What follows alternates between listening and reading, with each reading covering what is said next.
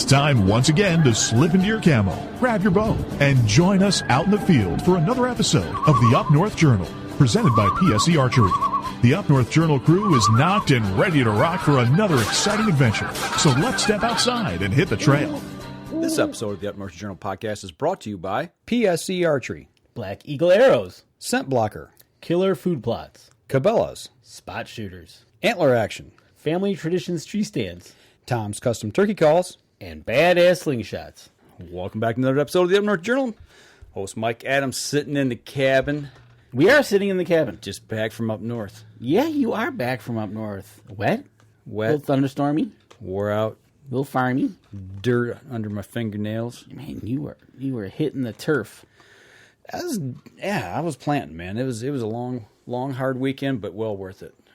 Getting the old Killer Food Plot fields ready for all everything disced. And first you went out and you got the soil samples, and you got the tractor. Oh, you went and got the seed from them, and then you went up there and AJ helped you out and cut up the fields and got it planted. Yeah, I played farmer. You did play farmer. You have overalls on. No, I did not have overalls, but I did have boots. There you go. I had boots. No, it was a good week. You know, I took off, was it Monday or Tuesday? Went over to Grand Rapids, made the drive over to Nick's over at Killer Food Plots, picked up everything that we needed, and loaded the trailer up. And that day started out a little concerned, to say the least, right out of the gate. Oh, yeah? Well, I worked. Yeah, I think this was Tuesday, because I worked over one night. And wait a minute, I take that back. No, it was Thursday. It was Thursday. That's right. So, long story short, I got up at 5:30 in the morning because I had to make the drive over. 5:30 a.m.? Yeah, I was up. Woo! Up at the crack of dawn.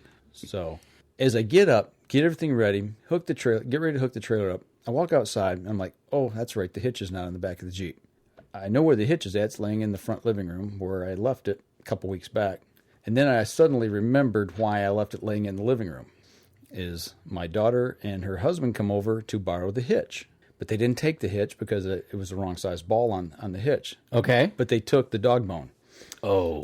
So when I picked up the hitch, it didn't have the dog bone with it. And I was like, oh, no. That's not good.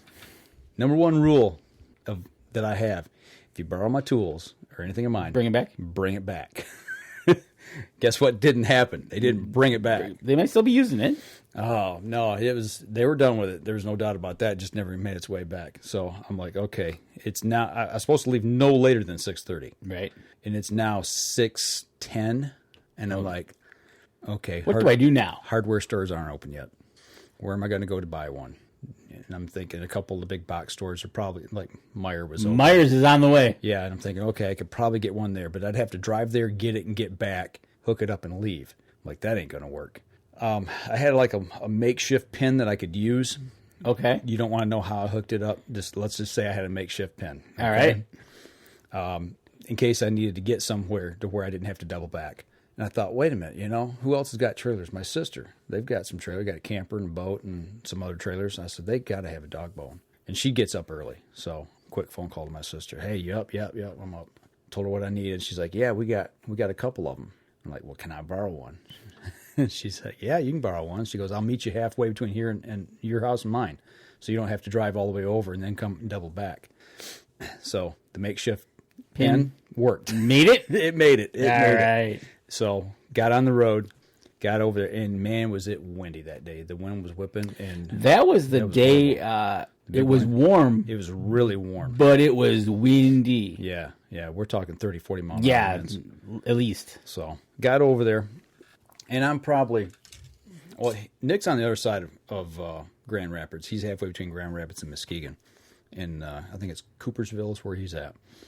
And I'm north of Grand Rapids a little bit, and all of a sudden my phone beeps. Nick's texting me. He's like, hey, I'm 10 minutes out. How are you making it? And I said, well, I'm about 10 minutes out. So, okay, cool. I'll meet you there. So I'm coming up to the exit and running up I-96, and I'm a half mile from the exit. I can see it up the road. And all of a sudden, this big dually black truck comes flying around me and whips over in front of me and gets off the exit. And it's got Killer Food Plot logos all over it. And I'm like, okay. I said, get Nick on the phone. Hey, Nick, yeah. Hey, you driving the dually today? He's like, yeah, why? I said, I'm right behind you. He's like, oh, that was you. Yeah, that was me. So followed him on over, got loaded up, and we headed out. Or I headed back home with a load of Groganics and the Climatize and some stuff. Make sure I get the exact thing called here. The Carnage brassicas we're going to plant later in the fall. And the one thing we did forget the Border Patrol. We got to talk. Oh, yeah, that's right. You were telling me that you forgot the Border Patrol, so you had to do some driving around the up north to find it. Yeah, but didn't realize it until after I already got up there. But we got to talking right there at the very end, and all of a sudden he looked at his watch. He's like, man, I got a blast. I'm supposed to be somewhere right now. So we kind of wrapped up real quick and took off. And, and on the way home, same thing. Wind was blowing 90 miles an hour, it seemed like, whipping the trailer pretty hard. But I got back okay and got everything packed up to head up north this weekend. Sweet. And so you were up north, and how was the fields? Everything's green, man. It's looking awesome. You know, matter of fact, that's kind of funny you said that. Today, the Sunday we're recording the show, I walked out and I looked and I went, wow, it got thick quick. Yeah. I was up the first week of May, so we're talking, see, that'd have been the 6th, then the 14th, 2 weeks prior. Yep. My rye in the field was probably 3-4 inches tall. Okay. When we went back to disc the field this weekend, it was every bit of 5 or 6. Right. It's doing some growing. Matter of fact, I had some that was actually starting to seed. Oh, reseed, yeah. Yeah. Cool. Yeah, so I was like, man, that grew quick. Of course, we got a lot of rain, though. We got rain and got warm. Yeah, You know, we had a couple of days there. It was warm but windy. Mm-hmm. But, yeah, it was definitely on the warmer side. So with the tractor and everything is now officially planted for the beginning of the year. Yeah. Like you said, you're going to plant the brassicas later. Yeah. Are you going to plant those in the same field? Yes. Yep. Okay. Yeah. Well, I'll kind of go through that here as we go through the show, talking about the procedure we're going to use for that. Good. But, I drove up Friday night after work. It was funny, man. I loaded everything in the Jeep, got it all loaded up, had the trailer on, got a trailer load of Groganics on the back, and got it all strapped down and everything. And I'm like, I can save 30 minutes at least minimum, maybe 45 if I just leave right from work and not come home and switch vehicles. Oh, yeah. So here I am with all my gear, Pulling into work. Farmer Jones pulling into work, and I pull through the lot, and one of the guys is sitting in his car getting ready to leave, and he looks at me, and he just shakes his head, He's like, he knows. Yep. He's like, oh, here comes Redneck again, So I pull in the back of the lot, swing around, park, take up 15 spots. Another buddy of mine, he gives me a hard time about that. He's like, how many spots do you need? I said, enough to where I can get this thing out when I need to leave. Right. So, I had everything ready to roll and made my way up north. How was the drive? Well, oh, speaking of that. Yeah. Now, I don't know. I think maybe you got into some. Did you see the new speed limit signs? Yes, I did. Yes. That was awesome. But actually, I could not drive. Well, you have the trailer. Because of the trailer. Right. And it was still a little bit windy, but that trailer was rocking just a little bit at 70. So I basically drove 65 all the way. Right. Yeah, but no, they got the new signs. I read in the paper that they put out the new signs. Actually, when I went up a couple weeks ago, they had them up. Oh, sweet. Yeah. So being 75 mile an hour speed limit now means you can drive 85. If you don't want to get run off the road. Yeah. Yeah. I always stop at my little pit stop there, just north of Bay City. I get off at Calling. I go to the Meijer store. It's a 24-hour supermarket, and I go in, get my groceries I'm going to need for a couple of days, and hit the road and go back. So as I'm getting ready to leave the store, I'm like, yeah, I need something to eat, man. I haven't eaten all day. So I think McDonald's is just down the road. So I cruise down there, grab something real quick, and I'm pulling back out, almost to the freeway. I mean, I can see the on-ramp, blue lights behind me. I'm like, okay, why is this guy pulling me over? Right. I pull over. I wasn't speeding or nothing. So, hands are at 10 and 2, car's off, lights are off, shut everything off, had the window down, just waited for him to come up. Yep. He's a young guy. He come up and he's like, and see your license registration? I said, yep. I said, I told him the usual with having a CPL. Yep. You got to identify yourself. Went through all that, and I said, but I'm not carrying, So he's like, no worries, no big deal. He goes, I need to see your driver's license. I said, well, it's okay to reach and get it because I don't want to get shot. Yeah. So he's cool. He's like, yeah, go ahead. So I get it out. He goes, don't even worry about the registration. We got to talking. He says, do you know why I pulled you over? And I said, no, not really. And he said, well, you have no lights on the trailer. And I said, oh, man. I said, not again. And he kind of looked. I said, I've had a problem with him in the past. I said, connector gets a little corroded, and I have to kind of exercise it and work it. Yep. He says, "Oh, okay." And I said, "Yeah." I said, "I just stopped to get, food for up north, and I just got out of work." And I said, "I really didn't check them tonight when I left. I just jumped in the Jeep, and it was dark, and I took off, and I said, I'm heading north to work on my food plots." He says, "Oh, where are you coming from?" I said, "Well, I worked on a TV station in Flint." He's like, "Oh, okay." When you start trying to build a little rapport with him, Yeah.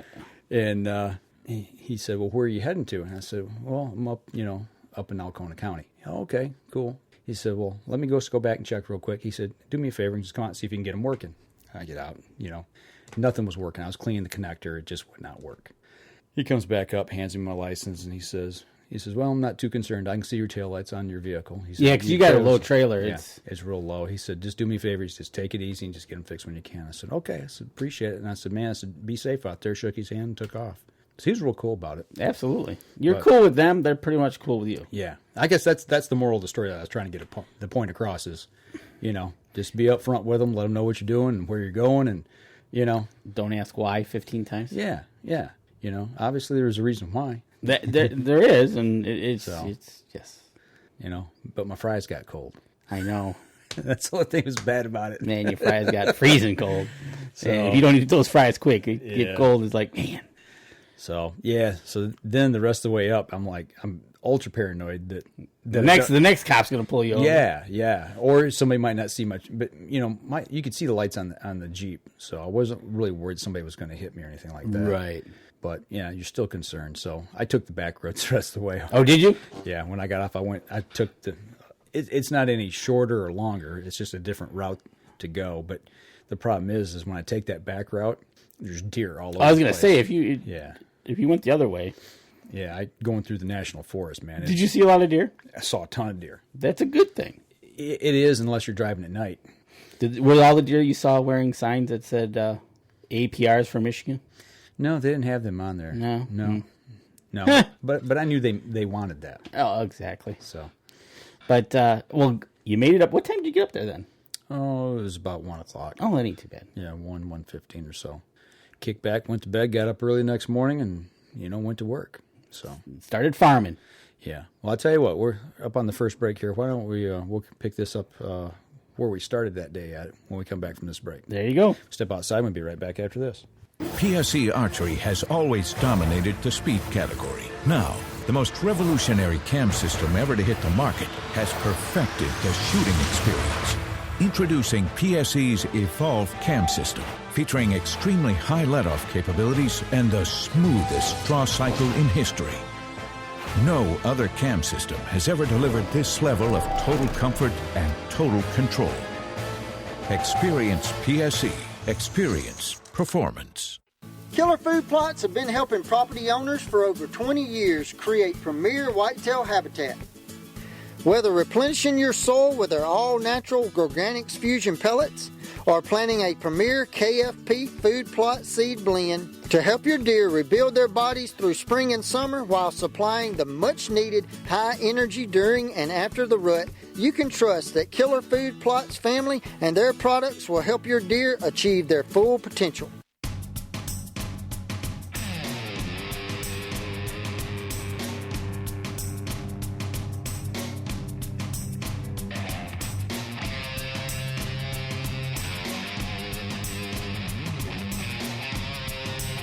Welcome back, second segment of the show. And Farmer Mike here. The rooster goes off promptly at... Yeah, the roosters are crowing, man. At what time? I got up at about 7:30. There you go. Yeah. All right. Yeah, I got up and I was crowing, man. Yeah, I'm sure you were. Because my the guy AJ who's brought his tractor and stuff up, who I had come up and do the field for me, he was still sleeping. And was he staying in the lodge? Yeah, he was using the spare the cook's room off the kitchen there. Right. Yep. And I knocked on the bathroom door and nothing happened. And so I made coffee and I went out to the Jeep to get something. As I came back in, that hallway, that where the refrigerators and stuff are out there, that wall is the cook's bedroom wall. So I beat on the wall, and nothing happened. I'm like, okay. Well, and one of the other members is up. Him and his son were there, and I assumed they were out turkey hunting.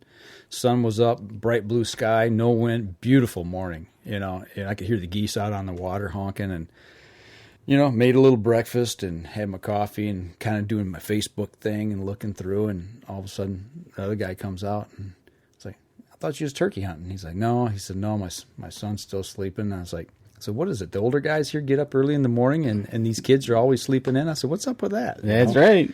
So finally everybody kind of got up and around, and we got out, I think about 9:15, 9:30. We kind of wrapped everything up there and started heading out, got our plan together, and drug all the equipment out to the field and started working. So, all right.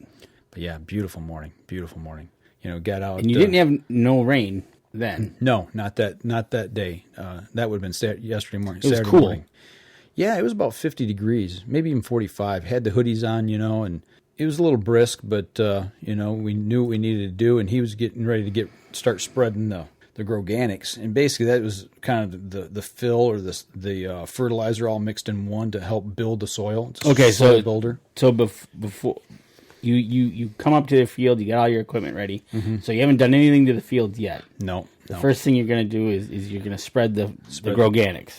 Yep, and that's 4 bags to an acre, I believe. No, 4 bags, 8 bags. 8 bags to an acre.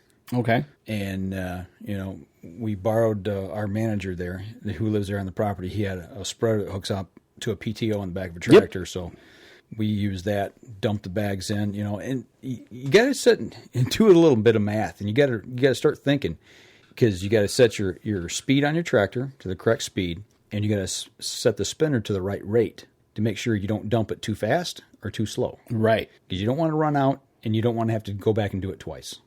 So we had to figure all that out. And I think we dumped 3 bags to start with and just kind of figure, okay, how much do we cover in here? And actually, we hit it right on the first time. Good.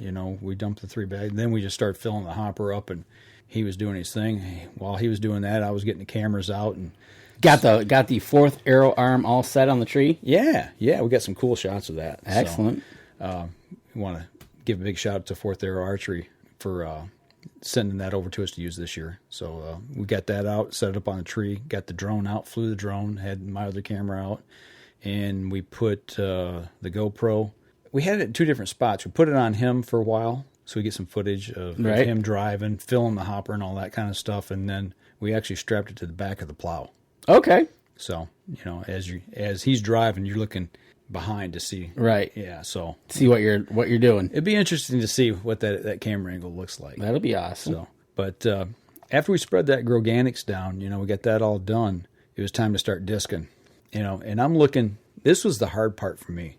I know what seed does. I know what all this other stuff. The plowing, the tilling, and the Cultipack, and the fertilizer. I know you put all this stuff together in the right order and everything, and you get a crop. Yes. We've done this time and time, year after year. But I'm looking at my field that is just as lush green as can be, with 6 inches of rye in it. And you're turning it over. And we're turning it over. And I'm just like, I hope this works.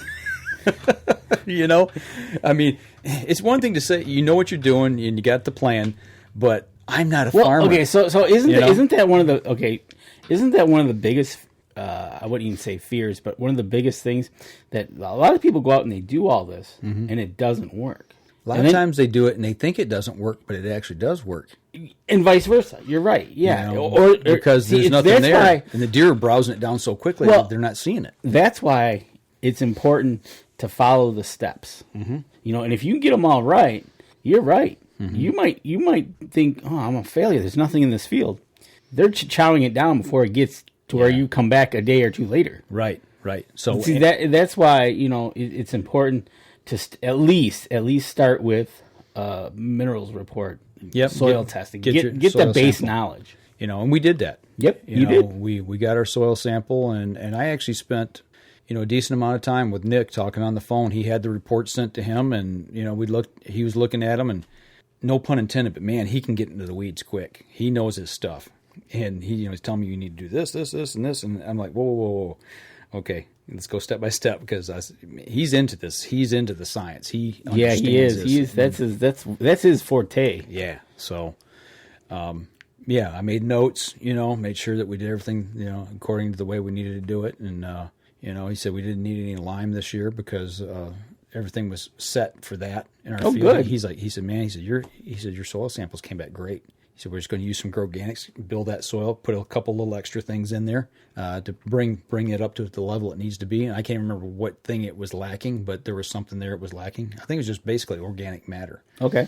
To hold all those nutrients and water in there. But, but I just, as I'm watching him turn that green upside down, and I'm just looking at it going, man, I hope this works.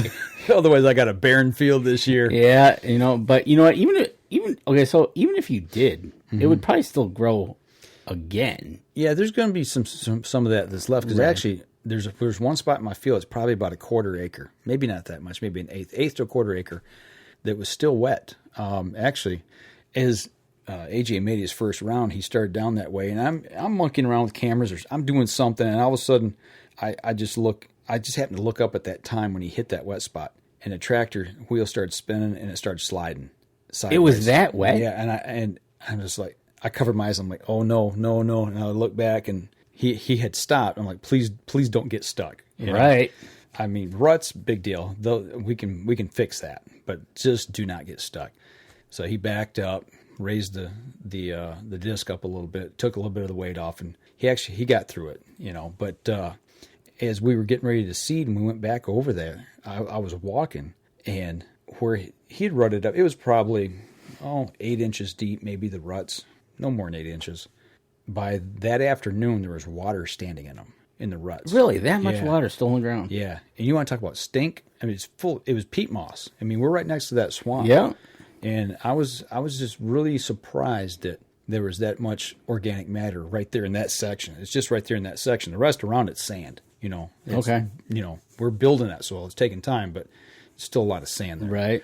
But but he got through that, and that was the first challenge that we had to kind of overcome was what do we do with that? And as he worked out of that area, as it got drier and drier, the one thing down there is it would turn over the grass and it would flop right back in because we weren't running a plow, we were running a disc. Right. So it was cutting roots. And we're hoping that it's going to kill part of that, but not all of it got turned. So I'm like, I'm not going to ask you to keep disking because we're just burning time here. He tried going through that area in one spot 2 more times. Didn't do any good. Nope, same result. Okay. So I'm like, you know what? I'm not going to pay you to sit here and keep plowing green, making it green. So, right. So at that point, we just, we'd done everything else, and it was time to get busy with the cultipacker, and he cultipacked it, and, at that point, while he was cultipacking, actually, you know what? This is a good spot right now. Take a break. Take a break. We'll come back. We'll talk some cultipacking. I'll talk to the next problem we ran into. Okay. All right. We step outside. We'll be right back after this. So what do you do when you've completely redefined the way bows are engineered? When you've reached the pinnacle and the band starts playing your victory song, you start a revolution out of thin air. Introducing the all-new PSE Carbon Air, engineered with true carbon technology to be the lightest high-performance bow in the world. Experience PSE. Experience performance. Throughout human history, one notorious killer has remained at the top and claimed more lives than any war or natural disaster combined. Mosquitoes. It's time to arm yourself and protect your family this season with Scent Blocker's new Bug Blocker for insects. Lasting up to 8 hours, Bug Blocker not only repels biting mosquitoes that can carry the West Nile virus, but other biting insects, including chiggers, biting flies, gnats, and ticks which can carry Lyme disease. Field tested by outfitters and guides from Alaska to Alabama and everywhere in between. The results are in, and Bug Blocker flat out works. In a high-potency sportsman strength dosage, using 25% no-nonsense DEET, plus 2 specific ingredients to target biting flies, Bug Blocker plays for keeps. For ultimate protection, pair Bug Blocker insects with Bug Blocker ticks.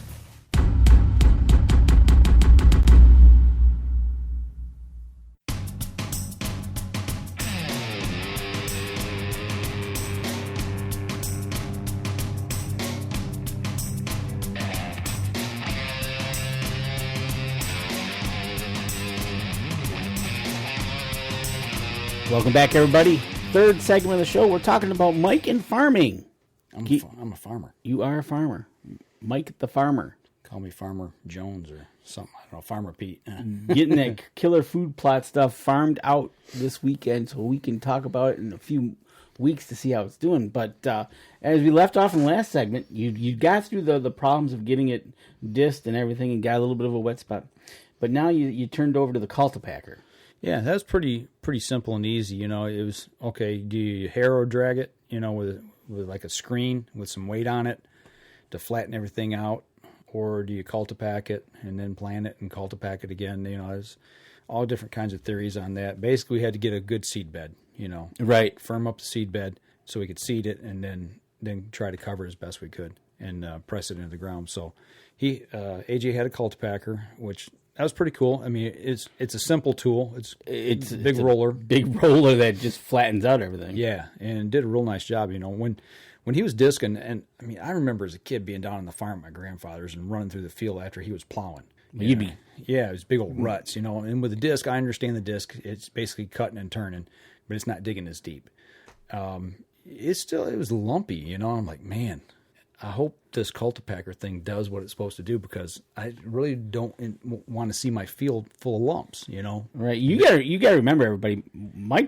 You've been on farms, but you've never done the farming. No. You know, so basically, this isn't just.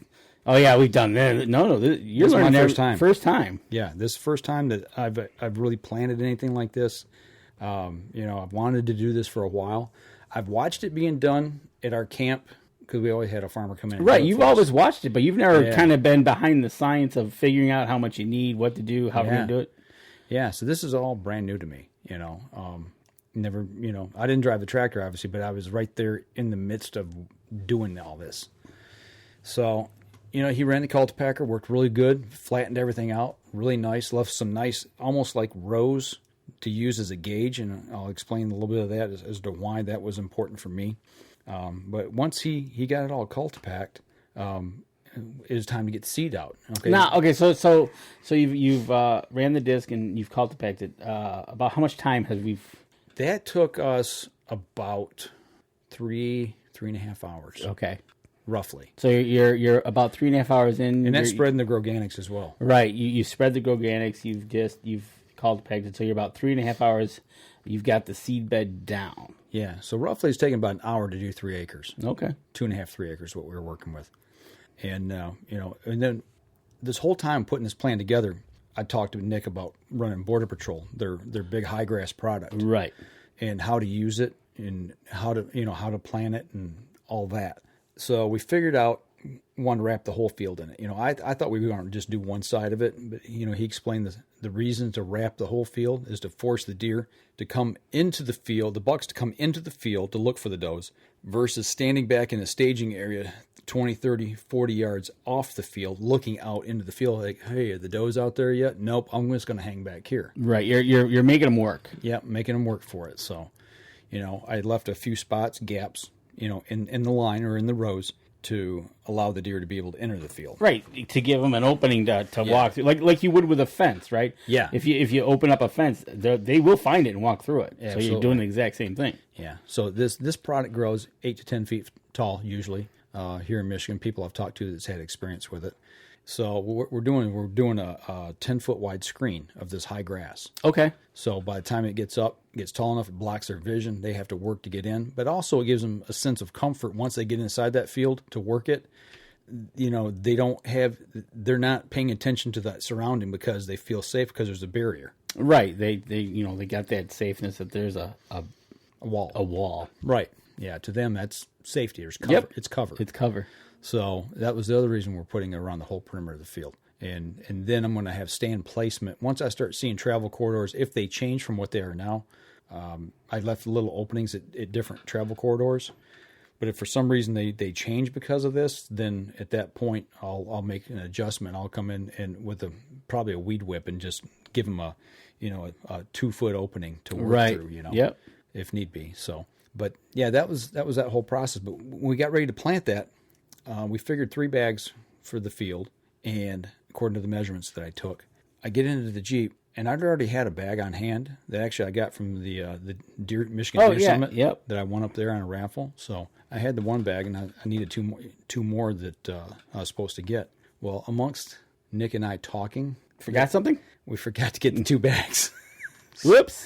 So I didn't have them, and I'm like, oh no, so I knew one bag would do just about half the field. We're going to do 3 bags because I was going to use it in another spot and also possibly put some fingers sticking out into the field to make the deer work through the field versus just sticking their head into the field around the screen and looking. So that was the process we're trying to accomplish. But I only had the 1 bag. I'm like, oh man, what do I do? What do I do? So just so happens I do get a phone signal from my field. Yeah. And text Nick within 3 or 4 minutes. He's texting me right back. It's like, okay, we'll put a plan together. He's like, okay, go call this place and check and see if they've got it. Call this place, check, see if they've got it. His worst case scenario, he said, I'll ship it to you, but you won't have it this weekend. And I'm like, man, I want to get everything planted this weekend. Right, you want to have it done and over with. Yeah, so that was that. But we planted the one swath. And going back to the cultipacker, it was about a 6 foot wide cultipacker, and the way he was running it, when he overlapped, his rows were 11 feet wide. Okay. So that gave me my 10-foot barrier that we were going to plant this. So I knew them first 2 cultipacker tracks on the outside of the field. So that was my gauge. Yep. And I also bought a hand seeder. Right. It was and Nick recommended the one made by Earthway. It was a model 2750. It's got a 25-pound bag, nylon bag on top. Okay. It's got a gate. You can set the gate on it. For the trickle rate for the seed, depending on the size and all that, it's pretty. Once again, you got to do math, right? Exactly. And it's like, okay, so I set the gate on this thing, and it's supposed to be, this size seed is supposed to disperse at this rate, for every crank, But I'm like, okay, so how do I know how fast to crank this thing? But the way they measure that is your walking pace, So okay, so every 2 steps is what we call a pace. So every pace you crank 1 time. So every time I landed on my right foot, the crank was coming back, and I was making sure it was hitting my stomach. Oh, okay. Or brushing up against my stomach. So that way, I just kept that cadence. It was a cadence. Yep, you got a rhythm going, and you got rhythm. That day I did. There you go. See, but we planted what we had, and then it was after that, AJ said to me, he said, well, why don't you start planting the other stuff, and I'll start cultipacking again right behind you, In the meantime, he had to run up and get another piece of equipment or get his trailer or something. He was going to switch vehicles. I had mine back there. He's going to take mine up, bring his truck and trailer back. Okay. So I started planting the field with the Climatize seed. And same thing. You got to rate. You got to figure it out. And then I was walking my spreader at that point with the rate that I had set for that seed was spraying 3 rows wide. Okay. So, and I could turn it a certain way on my body, so I had hit 1 row to my right and 2 rows to my left. So I wasn't walking down the middle. I was hitting a tractor tire track. So that was the way I was gauging. That's your gauge to walk. You walk this tire track. So then I'd get to the end of the field, I'd turn around and I'd jump over 1 row and then come back the other way. And, I have 1 to the right, 2 to the left. And away you went. Yeah. So I was jumping across the field. So time he got back, he got the tractor back out and was cultipacking, and I finished planting, and it all worked out. So. Awesome. And then he called. Okay, so you cultipacked it the first time to level it. Yep. Then you cultipacked it the second time to press the seed into the dirt. Yep. Which only put the seed a 1/4 inch in or so. There were seeds you could see. There were seeds. Okay. Obviously there wasn't as many seeds on the ground as when I was broadcasting it. Right. It put some in and some on the top. Yeah, okay. It just depended on kind of how it hit what was there. You're looking for contact to the earth. Yep, ground contact. Right. Yep. So cool. So we got that all done, and we called around.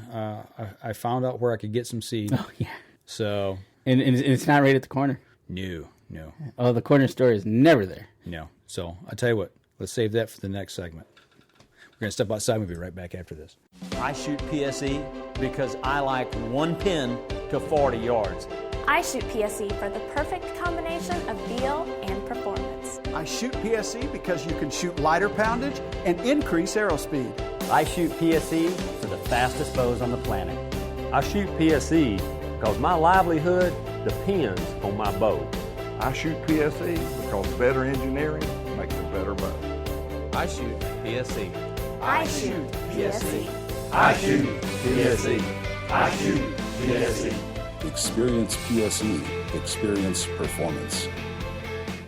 Killer Food Plots have been helping property owners for over 20 years create premier whitetail habitat. Whether replenishing your soil with their all-natural Organics Fusion pellets or planting a premier KFP food plot seed blend to help your deer rebuild their bodies through spring and summer while supplying the much-needed high energy during and after the rut, you can trust that Killer Food Plots family and their products will help your deer achieve their full potential.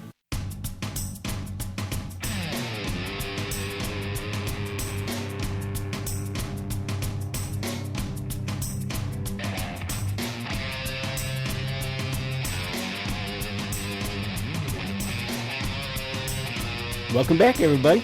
Last segment of the show. We're talking with Farmer Mike. Down on the farm. Down on the farm. Actually, we're in the last segment of the show, and we're almost to your days complete of farming. Almost, but you got to go to the corner store. Yeah, the corner store is not a mile and a half. I was just a mile and a half away. Yeah, that would have been awesome.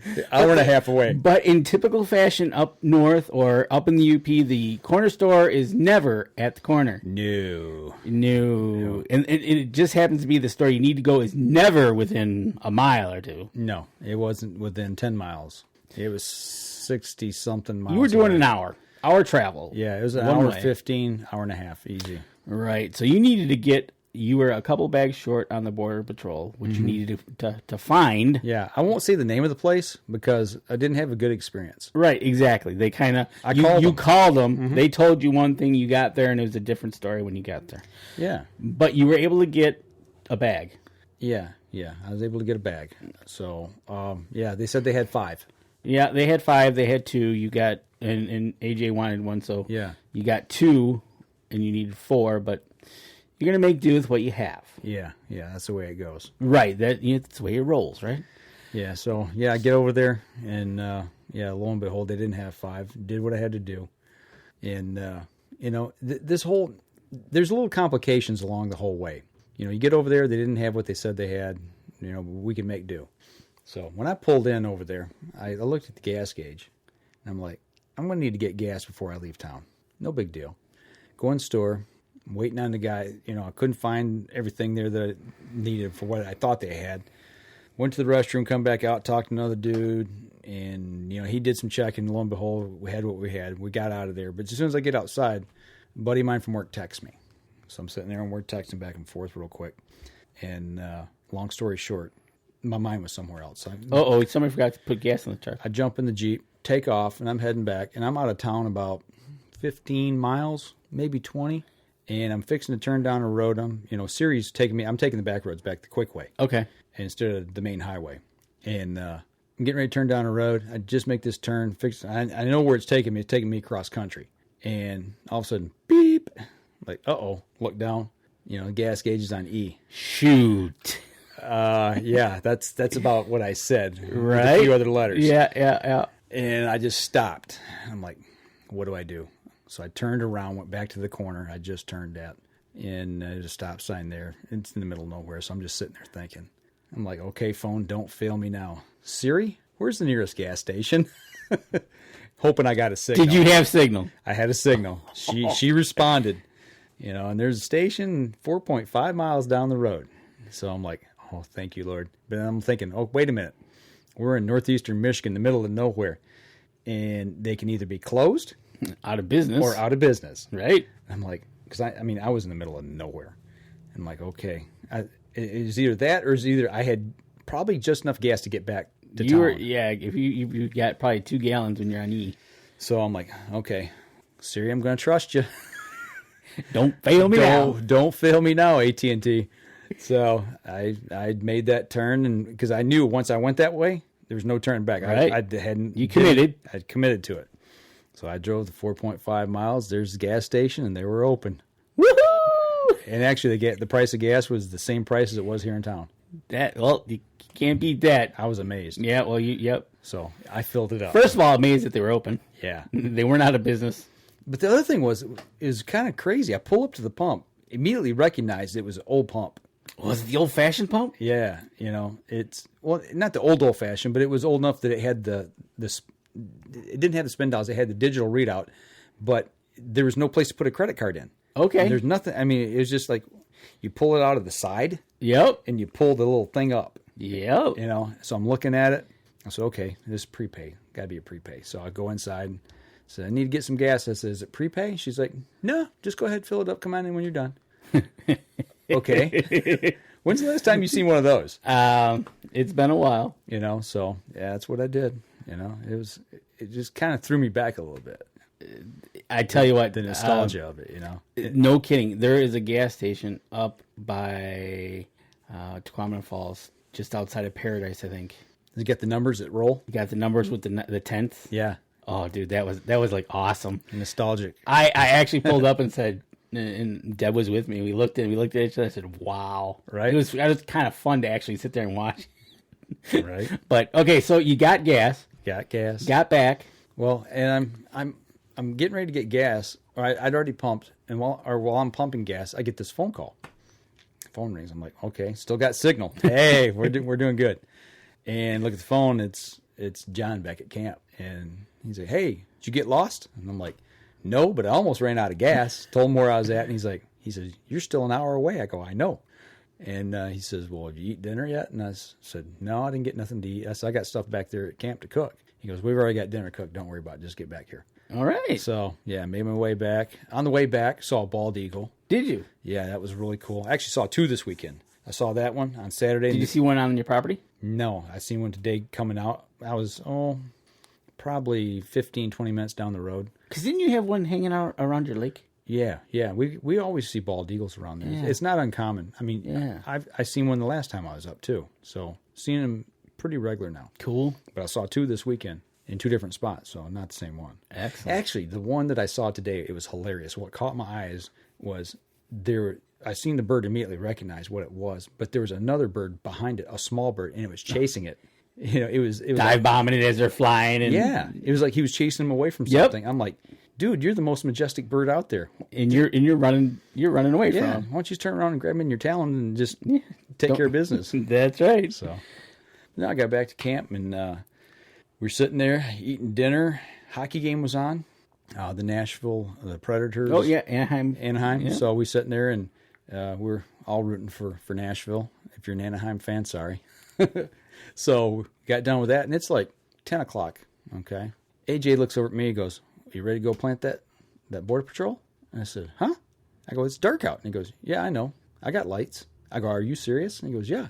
He goes, I got LED lights. I just bought a light bar. And he says, I wanted an opportunity to use it. Out. Yeah. And I'm like, all right. I said, I don't care. Yeah, I'll go out there and walk it and plant it. Because all I had to do is walk the perimeter of the field. Right. So... And he was going to follow you with the LED lights. Yeah, well, in his cultipacker. So right. He'd cultipack it as I was planting. And so, yeah, we ran out. And by the time we got out there, it was 10:30. 10:30 at night, lit the field up and planted it and cultipacked it. And that was all it. That's awesome. So that's how we finished in the dark. There you go. And then you finished in the dark, and then Mother Nature. It rained last night. Actually, it rained before I got back. It rained on the way back from the store. So, and I kind of caught it and drove through it. Or actually, I chased it over back to camp, and it was raining. We eat dinner, and it quit. And so the ground was wet. It wasn't soaking wet, but it was damp. So I was like, yeah, let's go ahead and get this done. Nothing better than that smell. And then it rained all night. Right, it rained. Soft rain, gentle rain. It wasn't a hard rain. It wasn't a washout rain. It was something that just helped the seeds get a little bit better content. Yeah. Well, and then today... Got up this morning, and I still had a few things. I had checked trail cameras, and I wanted to put a growth cage up. So, yeah, you were going to put a growth cage. Yeah, so I went, and then we had some extra fencing laying around, hog wire fencing, so I got that. I don't know. Did you just put one growth fence out? Yeah. Okay. Yeah. So it was probably 10, 12 foot long. Got 3 fence stakes. Yep. The T-posts. Drove, I kind of estimated about 4 foot apart. Drove 2 of them in the ground. Hooked it on one end and attached it with a bungee cord so I could take and pull it. Right. I was by myself and turned it, and then kind of figured out where that third post needed to be, how far away from them to gauge. And, it's about a 4-foot triangle. Okay. Ish, roundish. It's something that the deer can't get through. Right. So you'll see definitely a growth in it. Yeah, and it's 5-foot high fence. So, it's not like they're going to, stick their head over top. No, they're not. Or anything like that. So, but yeah, it's just, and I put a trail camera on it close by so we can watch the growth rate on that to see, because like we talked about earlier in the show, is this working? There's no way to really tell if the deer are browsing it down to the nubs and you're not seeing any growth. It's like, it's not growing. There's nothing going on here. Right. So now we're going to know. And it's going to be kind of important, being your first year you're doing this, to see that and to kind of gauge, especially when you get into the other ones, letting the field get high enough that actually they don't mow it right down and you don't get nothing. Yeah, right. And because you see, you see some people, they even have to go and they have to put up barriers to stop them from, just to give it time to grow. Well, we thought about that. We talked about that. Do we put electric fence around it? And our camp manager, he has all the stuff to do it, except for I need to pick up a battery, a deep cell battery, so the solar panel will have something charged too. Exactly. Yep. But beyond that, we got enough to fence half that field. And he said, well, are you going to fence it? And I'm like, well, number one, I don't have time. Number two, Nick said, just, it's there for the deer to eat. Let them eat it. We're not growing a crop. It's not a cash crop. Right. And if they browse it down, they browse it down. At least they're getting use of it. So the growth cage is going to tell us, give us confidence in what we've done, and also see how well it can do. Right. If there's nothing browsing it. And then once, and if it's not getting over browsed later in the year, we got to figure out exactly what time frame we're talking about. We got to put fertilizer on it, and then we got to broadcast our Carnage brassica over top of that, and then run the mower over it and mow whatever's still up. So, do you mow it first, then broadcast? Or I got to double check to make sure. Oh yeah, okay, just to make But broadcast it and then mow it. That way, that stuff lays on top and it helps hold. Give that chance to take off. Gives it a bed. Yeah. So, yeah, different. Oh, I see. If you put it down and then mow it, the grass will be on top of it. Gives it cover. Gives it time to get into. Okay. Yeah. And truthfully, I don't think we're going to have a whole lot to mow. I get a feeling, if you ask me, and the deer are like this. Once they find it and it's yummy, yeah, they're on it. They're going to be on it, and they're not going to be going far away from it once they figure out, hey, I can sleep over there and eat over here. Well, the Climatize is 4 seeds. Right here's a bag. It's got 4 different seeds in it, different growth rates, different times of the year. It's got, let's see if I can read this now. Winter peas, soybean, buckwheat, and sugar beets. Right. So there's 4 different plants growing at the same time at different rates. Being able to give that field something to... And what I like about it is you look at the different seed sizes in there, right? Yeah. So, it'll be interesting to see how this goes. Excited. Well, the Carnage brassicas has got, 5, 6 different seeds in here. Purple Top Forage turnips, Dwarf Essex rape, Killer Food Plot brand forage rape, Killer Food Plot brand radish, Killer Food Plot brand forage turnips, and Maris Kestrel kale. So that's 6? I think it's 6 different things that are growing in this. And that goes in July? This goes in for our zone here. We're in zone 1. The fall planting July 15th, between July 15th and September 15th. Right, because of the soil the ground temperature's got to be a certain. Yep. Right? So, and I forget what that one is. I think we just got inside the window on that one for the plant. April 15th to July 1st for the spring. For the spring zone. So you're right smack dab in the middle. Yeah. Well, and I talked to him about that. I was like, okay, that optimal temperature is 60-degree ground temperature. Do we plant now? Because I said, right now is the only weekend I really got. And he goes, well, when can you plant? If it's not this weekend, when are you going to plant? I said, middle to late June. He's like, no, put it in now. He said, we're not getting frost anymore. No. Should not be getting frost. We'll get rain. Right. Should not get frost. So, but yeah, we did that today. I got out there. When I went out to put that cage up, I hit the field, and this was about 10 o'clock in the morning. and I just heard this big gobbler just screaming his head off. Screaming, shoot me. And I was like, man, of all days, I'm here working, got to finish this up. And I heard a couple of partridge drumming, or grouse, we call them partridge up here, but grouse. They were drumming in the background, and I could hear the thunder cracking. The storm was coming in, and I'm like, got to go. Got to hurry, get it done. Got to get it done, get out of here. So, but yeah, I got my tail soaked after that, pulling trail cams, cards and stuff. So cool. But you got it done. Got it all done. Now you're going to go through the trail cam pictures, see what you can find. Started that. Yeah, you started that. I found a deer that was really sick. Really? Yeah, not good. Not good at all. Looks really malnourished, which to me surprises me because we've got so much food on the property for him to eat. That could be something else. Well, that's what I'm thinking. I think it's something else. I mean, it looks emaciated. Yeah, something's up. And its face looks really odd. I mean, it looks ill. Yeah. I'll show you when we get down the show here. I'll show you. Yeah. And I pulled the camera that was in front of the deer kill site. Oh, yeah. Yeah, with that. I got about 3 or 4 pictures off that weren't really worth a hill of beans. A spider decided to crawl right up on top of the sensor, the infrared sensor, and die. Of all places, right? Yeah. Well, I that camera in particular, I mean, it was starting to rain. I was going to move some stuff around, and I was just I grabbed a couple of my cameras at that point. Just pulled them off the tree and put them in the Jeep, went back to camp. Because another problem I had, my laptop was dead.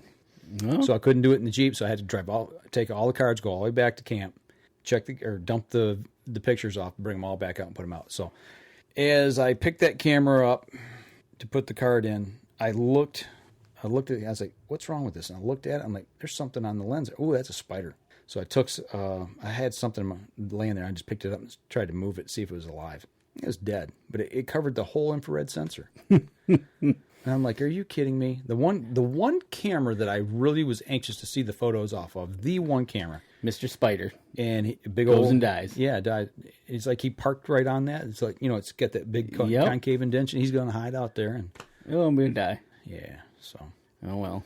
Welcome to playing with Mother Nature. Right. Don't mess with Mother Nature. No. But, it was a good weekend. It was a hard working weekend. Physically, for what I did, it wasn't a lot of heavy lifting or anything. You walked. But it was the walking, walking on soft ground, uneven ground. It's like walking in sand. Yeah. It's like walking on the beach. It's like it's not a sidewalk. It's not a driveway. You're walking in sand. It takes a toll. Well, that field's about 800 feet long. Yep. That's just in a straight line at its longest point, plus the contour. And I walked around that thing, and I walked up and down it, a dozen times. In the daylight, in the dark. In the dark. That was kind of cool. Hey, that's what LEDs can do for you. Yeah. I was just hoping there was no bear. Yeah, it's always a good one. That was the one thing I was worried about, is having a bear out there. But or a pack of four-legged coyotes coming to, hey, we can take them out. Yeah, or any other four-legged dog-type creature. Right, that we don't have down here, but yeah. Right. So, but no, glad that all worked out. Stay tuned.